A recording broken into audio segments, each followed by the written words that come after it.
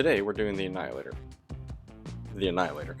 The Annihilator, even though I have painted multiple Annihilators in the past, this one in particular nearly broke me. The reason is that I didn't realize how many details I was skipping over in the past, and despite looking like a slug with some cannons and a couple of legs, there are tons of details that were basically hidden from me or that I was completely ignorant of before. So I'm going to help out you to determine what the important parts are, what you can skip, and how you can make this one stand out as a headpiece in your collection.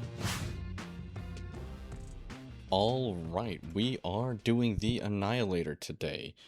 It is so good to get a brand new wet palette. My old one was nasty and moldy. Get some fresh paper on there. The Annihilator is a great... Oh no, this freaking paper. Much to my surprise, the Annihilator has tons of good detail on it that I was not anticipating encountering today when I did this project. If you take a look, we've got the Annihilator here. Now, the Annihilator has a ton of real estate on it. It's got a lot of little panels that you might not suspect are there upon initial inspection. Of course, we've got the ginormous cannons on the arms. We've got a couple cannons on the front, the exhaust ports of which you can see on the very middle in the back here. We've got a lot of good details on the top of the head and on the nape of the neck, as well as lots of little details that are going down the legs. And in fact, for this project, we are going to focus on the legs first, and then we're going to work our way up and then out over to the guns. Now, the process I'm going to use to base coat this, we're less concerned about the colors on this one. I just wanted to do a black and red color scheme. The colors used, but I'm going to use 3 different colors so that I can use those to indicate to you, you can see just how many little panels there are. I want you to be able to see the different panels so you can differentiate them easier as you go into it, because it's difficult to tell just by looking at it when it's all black. Now, I am doing a wet brush, that is like a dry brush when I've wetted my brush. It's a wet brush. Reduces the chalkiness. I'm using a corn red as a base coat for my red. I'm going to hit some of these panels. I'm going to hit the majority of these panels, the bigger ones, more obvious ones. And then some of the lesser panels, we're going to leave those black and we're going to come hit them with a third color later on. A couple of the good panels are these knees, the hips, a couple that are on the thighs, and eventually we're going to move into doing some of the calves as well. If you look down here, for lack of a better term, there are these little, it almost looks like a figure 8 pattern here on the boot. It goes along the boot, the shin, and along to the other side of the foot there. That's on both sides, so we're going to do one here, and then of course we're going to mimic that on the opposite side. So for lack of a better term, we have these calf portions. I'm going to work around that in a circular motion. I'm going to ignore the elevated parts that kind of protrude from the sides. We're going to paint that our third color, so I'm not going to sweat too much if I get any extra color on that.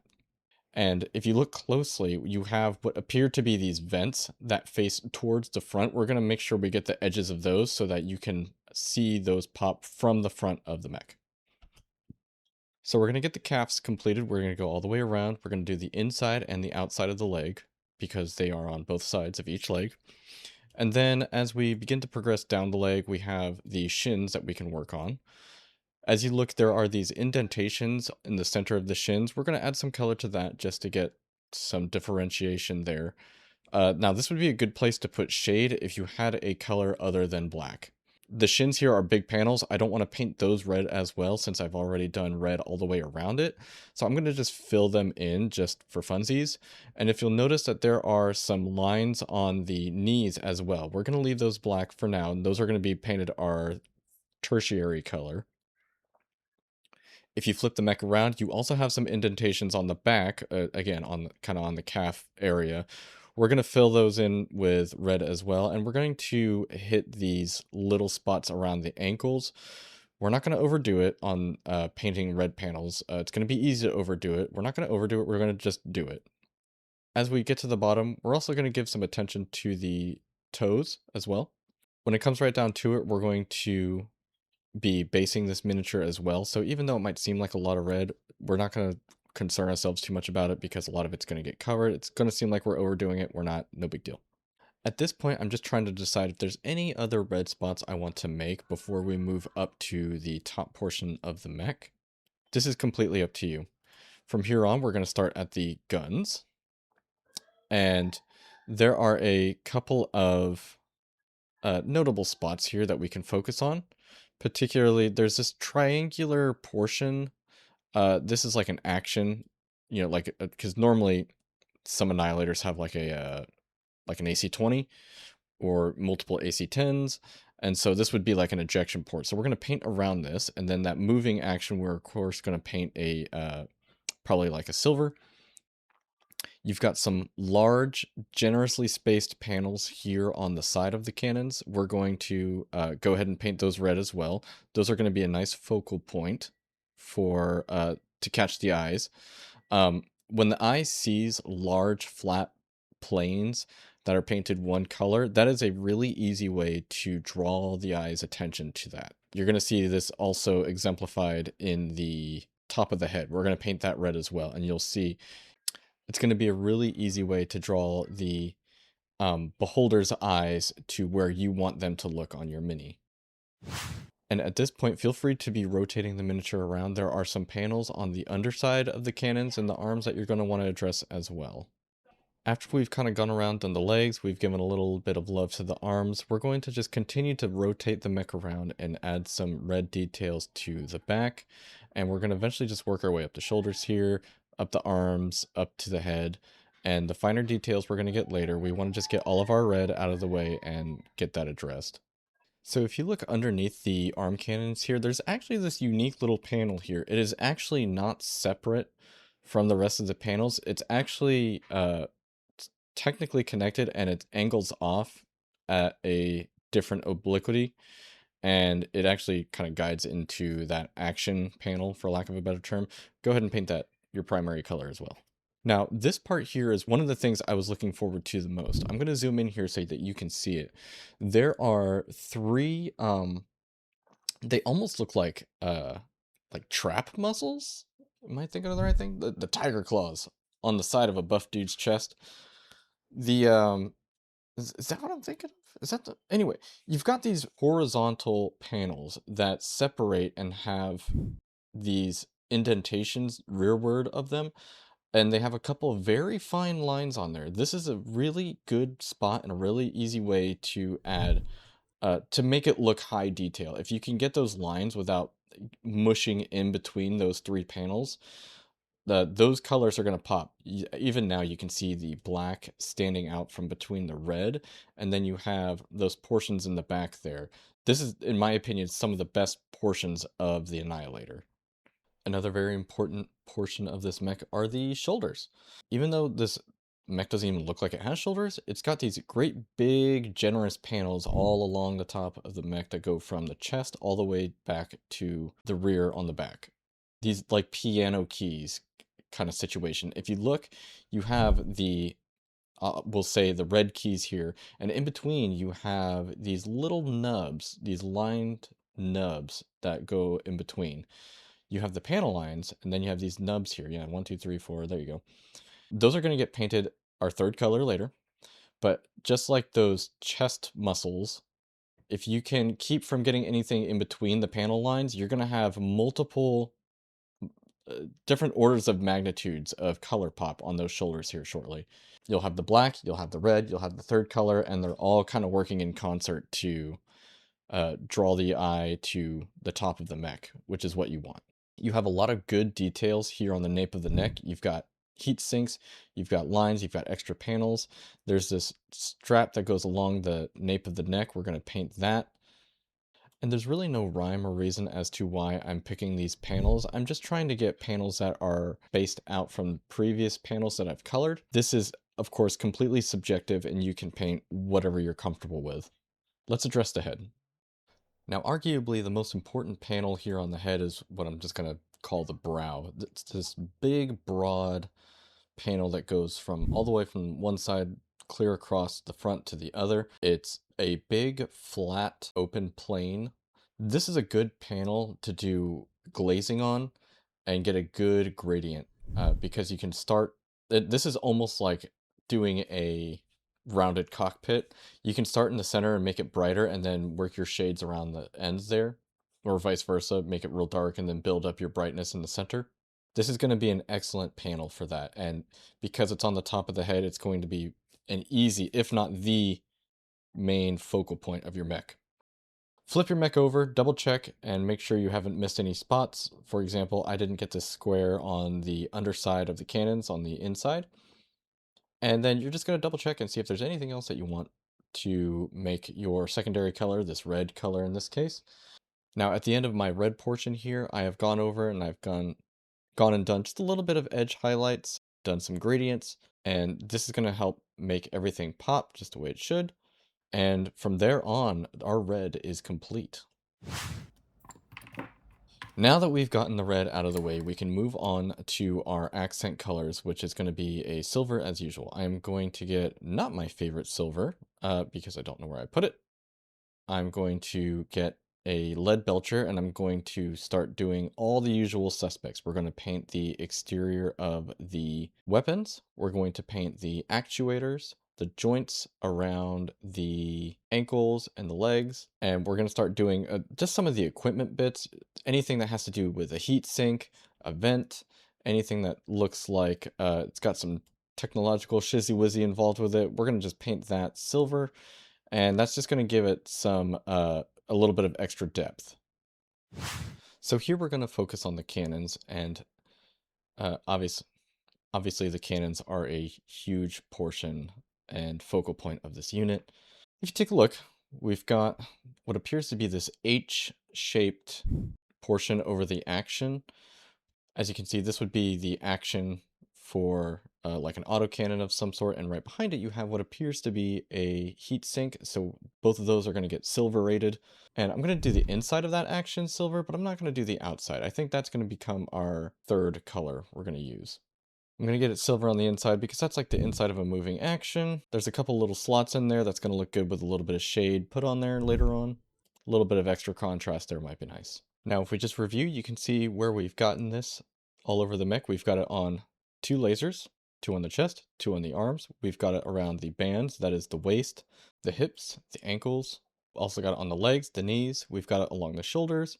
We've got it on the actions of the guns, on the barrels, of course. And we've got a couple of bips and bobs that we're going to get on top of the head. We've got heat sinks on the back. And of course, the larger heat sinks for the autocannons from the chest, the exhaust. Bands, actuators, whatever this piston thingy is, the knees. And that is pretty much all silver covered. Now, to finalize our final pop of color, we're going to use a Retributor Gold. This is a really good gold with where we apply it. Now, we're going to get the lines on the kneecaps, and if you look very carefully, there is a trio of panels underneath on like the lower side of the chest here. We're going to get these piano keys up here. We're going to get those extra muscles on the sides. And we're going to selectively find some spots all around the mech, for example, the toes. And there's a couple bands here and there that we can get, one underneath the chest. We're going to get those elevated side portions that we talked about earlier. There's a couple bands on the top of the chest that we're going to get. And as we go, you'll see that we also have what appears to be these neck muscles that go up from the shoulders up to the cockpit on the head. We're just going to paint those gold as well. With these lines pointing upwards, it's literally going to draw your eyes from the shoulders up to the head.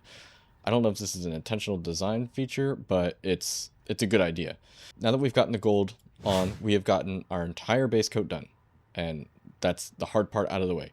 We're now going to do a wash. Now, I happen to have a red wash that I never use because I always forget I have it. So I'm going to get that on my red portions. Later on, once that dries, I'm going to go back over it with a brighter red, and I'm going to do some glazing, and I'm going to do some edge highlights, and we're going to bring that red back up. We're going the full range of depth with the red. Once that is completed, we're going to do the same thing with a Reikland Flesh Shade. Said it once the first time this time. Reikland Flesh Shade. We're going to use the gloss version. We're going to go over the gold points with it. And that's going to make that a rich, like an aged gold that's going to maintain its glossiness. Then after that, we can hit the silver portions with like a Nuln Oil as usual. That'll dim that down a little bit and we'll highlight it back up with some silver again. Since these autocannons or Gauss rifles on the hands are so important to the mech itself, we're going to give it some extra special attention. Now, taking a play out of the Victor video, we are going to do some barrel burn on the main cannons, and then we're also going to drill out the insides of the barrels. Now, the barrel burn is, there's a couple ways to do it. I'm going to do this kind of, quick and poorly here, if I'm being honest. But basically, it just entails getting some brown shade, using that on the rear, some blue shade, using that on the front, getting a little bit of purple in between those two colors, and then highlighting it with silver. This creates a gradient going from the rear of the barrel towards the front, and this simulates the barrel burn. Now, for drilling, you do have some holes in the ends of these large barrels to begin with. So you have what are effectively pilot holes. This drill bit I'm using here, this is the smallest one I have in my drill set. I think it's a 1/32 or what freaking, I don't know. It's the smallest one. And it's just small enough. Now, Harbor Freight does have very teeny tiny little drill bits for things like this, but they snap extremely easily. So use something like that kind of at your own peril. Now, I'll show you here in a second. You have to apply a little bit of force because this is pretty dense resin, but you can't go willy-nilly. You can see, starting from the left to the right, the left-hand barrel looks pretty good. The ones on the chest look pretty good, but the one on the right-hand side there, that one is a little off-center. There's really nothing I can do about it. I'm sure I could probably fix it. I personally just don't care enough to mess with it. Now for the gold, now that the wash has dried on the gold parts, I'm going to use a lighter gold in order to basically bring it back up and highlight the parts that I want to glisten just a little bit more. Now for the heat sinks, I want those to be hot, I want those to be glowing, I want them to look like weak points on a Helldiver's bot. You have these horizontal lines on the very center of the back, and I'm going to go over them with a orange speed paint over a white ink. And that's going to give you a pretty good effect. I'll go over and clean those edges up with silver later. As I turn the mech around, you see I've already done the cockpit and the lasers. I'm going to be doing a cockpit video here soon, so you can see how I do really quick, really simple cockpits. I will leave that in the end card for you to find. And then as everything's drying up, as everything's finishing, I'm going back. This is the part where I go back over with the red and bring it back up. I stipple some spots, I line some spots. If you notice, I've been using a liner brush almost the entirety of this build. You want to be able to use something that you draw across long lengths of panels, and that also has a fine point. The fine point is going to make or break this particular mech. You wouldn't think so. You wouldn't think that you would need a fine tip, but because there's so many little teeny tiny random little things on here, you want that tip. Okay, just to review, we did some highlights on the red just to tighten things up a little bit. I also did this heat sink area under the neck. I honestly didn't even notice this until I was almost done. I did the same method that I did on the back, on the front there. After highlighting the red, highlighting the gold, and highlighting our silver, and making sure our black is where we need it to be, there's only one more thing left to do, and that is address the base. Now, my personal favorite way to address the base is, of course, using my custom hazard stripe stickers. I have developed these and made these myself. This is by Bob's Decal Depot, my very own company. And it's as simple as peeling them off the sticker sheet and flipping down the tab. And what's nice is that if you don't line it up the first time, you can just peel it right back off, stick it back on, and just like that, your hazard stripes are squared away. No more trying to freehand fine lines on the front of that. Now, per usual, I will tell you a story about an Annihilator. While I based this mini, in MechWarrior 5, if you want the easiest time in the world, get you an Annihilator and then strip it of basically everything except for Gauss rifles. If you can get one Annihilator with 3 or more Gauss rifles, what's, lovingly called a Gausszilla, like the assassination contracts they're just so satisfying because if you just get to a high enough point, you can just kind of pivot around like a guard tower and you can just snipe things from across the map, and like just one-shotting like hunchbacks and victors, and you know, before they even know you're there, like there's nothing like it. I mean, say what you want about your Atlas and, you know, your bruisers, but like if you just need to like kick something in the junk, like the Annihilator with 3 gas rifles is what you use to do it. I mean, it is just absolutely relentless. And look at this. Beautiful. Absolutely beautiful. I am so tickled with the way that this turned out. If you like it, please tell me as much in the comments. If you want to get some of these Hazard Stripe stickers for yourself, I will leave a link in the comments section down below and in the description. So take a look there, and there's also some novelty stickers on there. If you have ideas for novelty stickers, let me know. I want to make some more, but I want to get some good ideas that the public actually wants to see and actually might actually buy. So hit me up with your ideas in the comments. I would love to hear what you have to say. May the Lord bless you richly. I appreciate you coming by. See you next time.